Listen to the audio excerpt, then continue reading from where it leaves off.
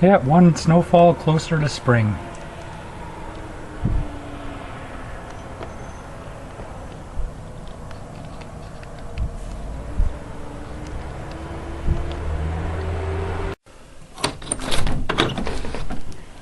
But it's kind of pretty though.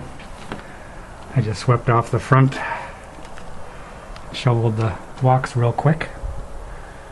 But it's Monday, going on noon. It's kind of supposed to keep going through today, tonight, and Tuesday, so. Well, like I say, one snowfall closer to spring. Just glad the cold temps aren't here.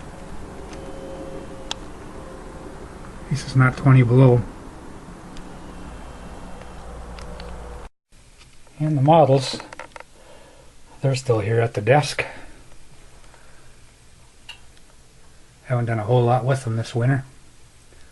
Hoping to get back to them soon.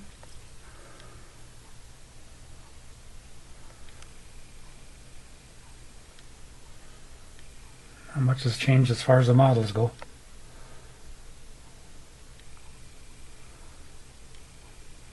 I hope you're all having a great day. Have a great week. Thanks for stopping by. God bless.